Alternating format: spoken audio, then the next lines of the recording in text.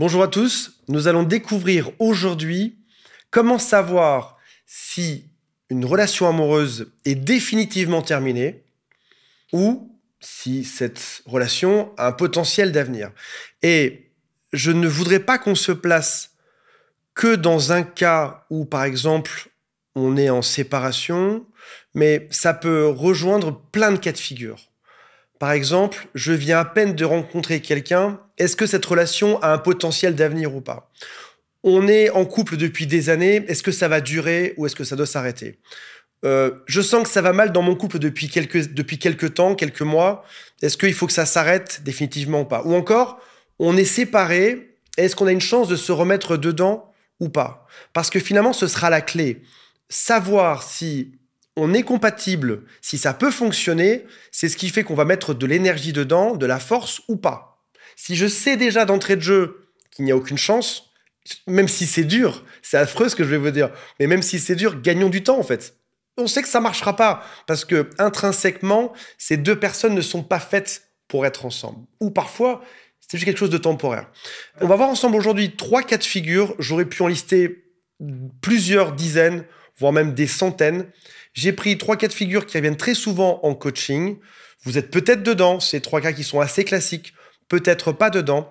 Si jamais vous n'êtes pas dedans ou que vous souhaitez des informations sur votre cas de figure précis, mon équipe et moi-même sommes disponibles au téléphone. Il y a un lien qui est juste sous cette vidéo avec aussi un quiz qui s'appelle « Quelles sont mes chances de récupérer mon ex ?» On démarre tout de suite. Commençons par un cas qui est extrêmement classique où dans votre relation, encore une fois, naissante, relation en plein milieu, relation vers la fin, ou alors on s'est séparés, où l'un des deux se remet toujours en question et l'autre ne se remet absolument jamais en question.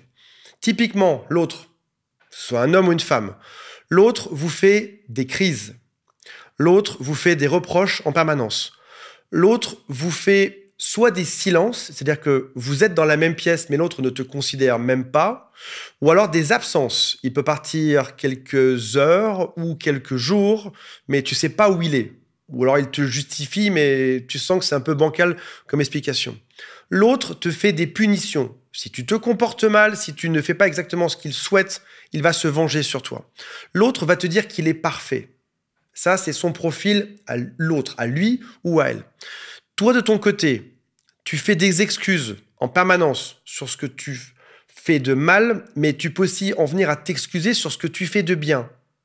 C'est-à-dire qu'en gros, tu t'excuses tout le temps. Quoi qu'il se passe, c'est de ta faute. Et tu sais que pour que cette dispute se résolve, il faut que tu t'excuses. Même si tu es dans ton bon droit. Même si tu avais raison de faire ceci, tu t'excuses. Toi, tu fais de la remise en question en permanence, que ce soit pendant le couple, même après le couple. Tu penses que tous ces soucis viennent de toi. Toi, tu peux en arriver, alors supplication, c'est un bien grand mot, tu peux en arriver parfois à demander un peu d'indulgence de l'autre, de se radoucir, où tu dis que tu comprends pas cette dispute, où tu as juste besoin qu'il baisse un peu le ton, que ça se passe un peu mieux, ou d'avoir un peu plus d'amour. Toi, tu fais des efforts. Toi, tu passes ton temps à te justifier sur ce que tu fais. L'autre en face, il n'a pas besoin de se justifier. C'est toujours toi qui dois expliquer pourquoi tu te comportes comme ça. Un peu comme si c'était ton patron, ton boss, ton père ou ta mère. C'est quelqu'un, ou ton directeur, ton chef. Tu dois toujours rendre des comptes à l'autre. On rend des comptes au passage, quand on se justifie, c'est auprès d'une instance supérieure en général. Si tu regardes ces deux postures, au passage, tu peux être celui ou celle qui est juste ici au passage. Si tu regardes ces deux postures, on est typiquement dans une configuration qui est dite pervers narcissique ici, mettons l'étiquette qu'on veut dessus, pervers narcissique ou personne toxique ou juste une personne qui est paumée dans la vie, face à une personne qui est dépendante affective, qui est prête à tout accepter. Qu'on se mette d'accord, s'excuser, c'est bien. Se remettre en question, c'est bien. Demander parfois des efforts, des justifications, génial. Maintenant, il y a une différence entre le faire un peu et le faire de manière gigantesque. De la même manière, pour vous qui êtes français, je vais vous prendre, moi aussi, pour nous qui sommes français, je vais vous prendre des exemples français.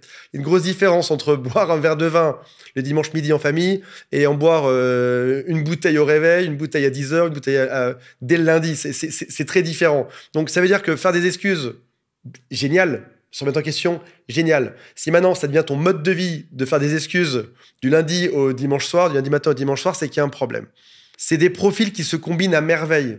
Une personne qui est perverse narcissique se mettra très rarement, ça arrive, mais c'est très rare, avec une autre personne qui est perverse narcissique. Une personne qui est contrôlante, dominante à l'excès, se mettra assez rarement avec une autre personne qui sera dominante à l'excès. Ça arrive, mais ça reste très rare. C'est-à-dire que généralement, on cherche son opposé pour avoir une relation qui soit à peu près tranquille. Ou alors, la personne va changer de posture. On en reparlera dans une autre vidéo. C'est des profils qui se combinent bien et ça ne changera pas. Donc parfois, tu as des personnes qui appellent, qui me disent « Voilà Antoine, je passe mon temps à faire des excuses, à supplier, mettre en question, etc. » Je dis « C'est simple, ouvre la porte, pars. » Non, je ne peux pas partir. Je dois rester dedans. Bien évidemment, c'est deux profils qui s'emboîtent à merveille. Est-ce qu'il faut rester dans ce genre de configuration? La réponse est non. Si tu es dépendant affectif, dépendante affective, bosse dessus, change ta façon de faire pour avoir enfin une relation qui soit équilibrée. Premier cas de figure, très fréquent. Et encore une fois, c'est pas forcément un pervers narcissique, pas d'étiquette trop rapide dessus, mais ça peut en être selon l'intensité, encore une fois. Deuxième cas de figure. La relation de quelques mois s'arrête d'un coup. Alors, on a vu que dans le cas numéro 1, mieux vaut ne pas rester dedans et partir. Personne ne doit supporter ce genre de choses sur Terre. Cas numéro 2.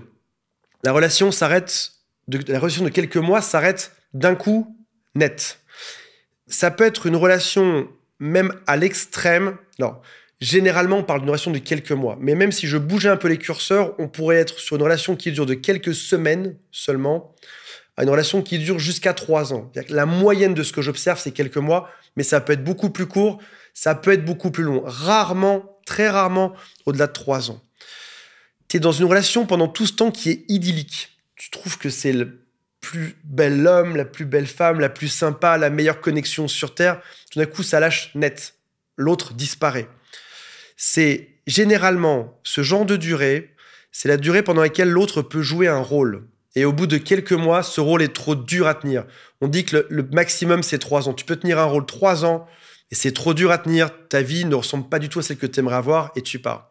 Alors, la vraie question là-dedans, c'est pourquoi est-ce que l'autre a joué un rôle et pourquoi, avec autant de bonheur, l'autre finit par partir.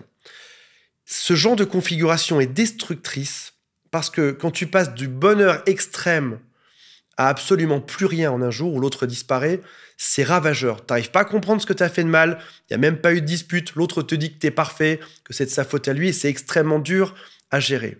Maintenant, dans certains cas de figure, des personnes qui auraient eu un mauvais schéma d'enfance paternel ou maternel, des gens qui auraient subi un père pas maltraitant, mais ça peut être un père absent ou un père beaucoup trop présent, c'est quelque chose qui ne serait pas équilibré pendant l'enfance, aura tendance à être attiré par des relations toxiques. Donc là, je parle bien de la personne avec qui tu es.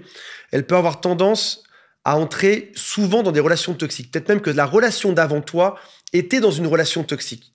Et il t'a dit, j'en suis sorti, je suis content d'être avec toi, qui est normal aujourd'hui. Et toi, tu t'es dit, génial, je suis normal, ça a de la logique. C'était toxique, t'en es parti, t'es avec moi et ça se passe bien aujourd'hui.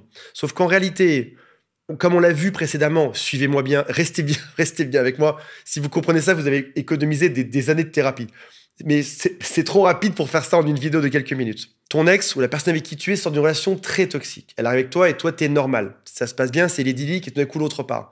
En réalité, pour faire une relation toxique, il faut être deux. On a souvent tendance à penser que c'est que l'autre le méchant. Mais s'il y a l'autre le méchant, il y a aussi celui qui a validé les actions du méchant. On parle de gens qui sont prisonniers de manière volontaire. T'es enfermé dans une situation, mais tu pourrais juste ouvrir la porte et partir. T'es enfermé dans une prison où la grille est ouverte. Si cette personne a souffert pendant des années dans sa relation d'avant, c'est qu'elle a laissé faire cette relation d'avant. Et peut-être même que dans un mauvais schéma familial d'enfance, elle a validé ceci ou elle a recherché ceci. Papa ne m'aimait pas, je vais me mettre avec un homme qui ne m'aimait pas. Maman me détestait, me tapait dessus, je me mets avec un homme qui me tapait dessus. C'est-à-dire que l'autre a reproduit pile la même situation déconnante, en ayant beaucoup d'amour et beaucoup de souffrance précédemment. Cette personne arrive en couple avec toi qui est normale. De manière logique, son cerveau, j'ai envie de dire de manière consciente, son cerveau se dit « Je devrais aimer ce genre de relation avec cette personne saine que tu es ». Il va jouer un rôle en se disant « Si je joue au mec parfait ou à la femme parfaite, ça va le faire avec toi. » Sauf qu'en fait, il n'arrive pas à embrayer, il n'arrive pas à accrocher dans cette relation parce qu'elle n'est pas délirante comme celle d'avant. Et inconsciemment, il recherchait la relation délirante du rôle du père, de la mère, ou de l'inverse du père et de la mère. Et en arrivant avec toi, c'est même souvent un déchirement pour ces gens-là de se dire « Je suis dans une relation qui est saine, je devrais aimer ça, je vais jouer comme un enfant joue à la dinette, je vais jouer au couple parfait, je vais tout donner par mimétisme, je vais faire semblant que ça se passe bien pour finir par être heureux là-dedans, mais j'y arrive pas. » De manière consciente, ils veulent être dans une relation saine, mais de manière inconsciente, ils veulent être dans une relation qui est déglinguée.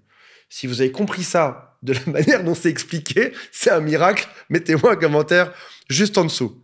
Alors, dans ce type de profil, juste là, quand une personne part d'un coup comme ça, alors que c'était idyllique, on ne reste pas dedans, c'est foutu, il y a assez peu de chances que le machin fonctionne, encore une fois. Donc, le cas 1 et le cas 2, on part, on se dit, il y a un vrai problème structurel. C'est comme si j'avais fait une maison sur des marécages. Tu aurais beau retapisser les murs ou les repeindre, ça marchera pas plus après. Cas numéro 3, c'est une mauvaise communication ou alors que l'un des deux ne sait pas écouter l'autre. Alors, je vais vous donner 2 conseils qui valent 1 million ou alors 12 ans de thérapie. Si vous comprenez ça, vous évitez de la psychologie pendant vraiment beaucoup de séances. Règle numéro 1. Chacun pense avoir raison dans sa tête. On est, je ne sais pas combien de milliards d'êtres humains sur Terre, 7 milliards, 8 milliards.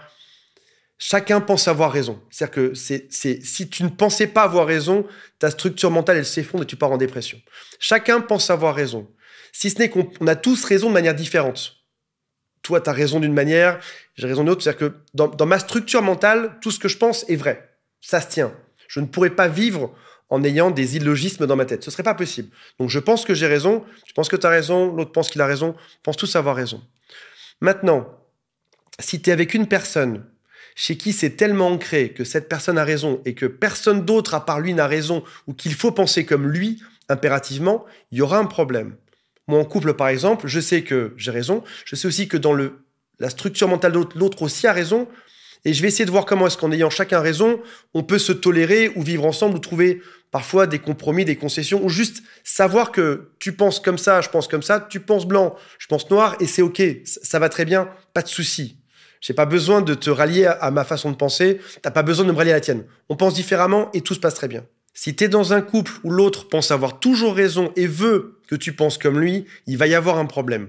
Parce qu'il devrait savoir qu'on a chacun raison, mais de manière différente. Il devrait le tolérer. Si tu connais cette règle numéro 1, elle va arriver sur la règle numéro 2, qui va te permettre d'avoir une meilleure communication. Il y a une phrase qui est très puissante, que je t'invite à prononcer dans ton couple ou dans tes prochains couples. Je ressens ceci quand tu fais cela. Je ressens X quand tu fais Y. Je ressens de la peine quand tu traînes avec ton ex.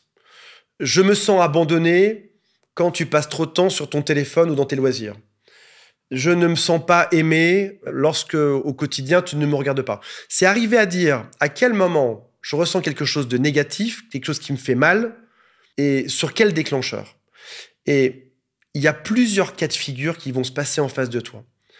Un tout premier pourrait être que l'autre t'invalide, te dit « mais t'es vraiment trop sensible, t'es trop susceptible », ou encore te dirait « oui mais moi ». Je ressens de la peine quand tu passes trop de temps sur ton téléphone. Et l'autre te répond « oui, mais moi, je ressens aussi de la peine quand tu passes trop de temps à ton travail. » C'est peut-être vrai, mais c'est pas le sujet. C'est pas le sujet de ce dont on parle là maintenant. Je t'exprime que je ressens de la peine quand tu fais ceci. Est-ce qu'on peut traiter juste ce problème, l'identifier, le cadrer et juste parler de ça là aujourd'hui? Donc soit il peut t'invalider, te dire « t'es trop sensible », soit te dire « oui, mais moi », extrêmement classique, soit même faire un langage un roulement avec les yeux et passer à complètement autre chose par la suite. Dans ce cas-là, ça veut dire que il est incapable d'entendre que tu as mal dans certaines conditions. Et au passage, c'est pas un combat de qui a raison, qui a pas raison. Personne ne peut venir contredire ce que tu ressens à un moment donné. On est des milliards sur Terre. Moi, si ça se trouve, ça me fait de la peine lorsqu'on utilise une bouteille d'eau de telle marque sur une table. Qu'importe. C'est ce que moi je ressens. C'est ce que moi je ressens au fond de moi. Il n'y a pas à dire que j'ai raison, pas raison, que je ne dois pas ressentir ça, que je le ressens. C'est ce que moi je ressens. Maintenant, en face, qu'est-ce que toi tu fais? Est-ce que toi, tu vas prendre en considération le fait que j'ai mal et ne plus le refaire pour que je n'ai plus mal par la suite? Ou est-ce que tu vas m'invalider dans mes sentiments et le refaire par la suite? Et tu arrives sur quelque chose qui est assez binaire. Je ressens quelque chose qui ne peut pas être contredit. Voici ce que je ressens. Est-ce que tu sais l'entendre? Et est-ce que tu vas recommencer à me faire mal maintenant que tu connais mon mode d'emploi dans ce domaine-là? Et là, tu auras déjà donné ton mode d'emploi à l'autre, ce qui est déjà une très bonne chose. Et de deux, tu verras à quel point l'autre en face de toi est capable d'écouter tes sentiments et tes émotions et à quel point l'autre est capable de faire en sorte que tu ne souffres pas la prochaine fois. Il n'y a pas de règle sur Terre. Tu peux aimer que ton ex passe trop de temps sur ton téléphone, voit ses ex, sort tout le temps. Il n'y a pas de règle. C'est juste que qu'est-ce que toi tu ressens? Est-ce que tu es capable de le ressentir? Est-ce que tu es capable de le dire? Et est-ce que tu es capable d'observer comment est-ce que l'autre va se comporter en face? Et si jamais tu arrives à avoir une bonne communication dans ce troisième cas de figure sur encore des dizaines ou des centaines, mais c'est très fréquent, dans ce cas, on peut corriger quelque chose. Si tu arrives à mieux communiquer et si l'autre arrive à mieux entendre, dans ce cas-là, tu pourras probablement résoudre ton couple. Oui, j'écoute ce que tu me dis. Oui, je l'entends et oui, je vais tout faire pour que tu ne souffres pas et que tu sois le plus heureux possible. Voilà mes amis, j'espère que ça vous a intéressé. On se retrouve prochainement. Salut à tous, bye.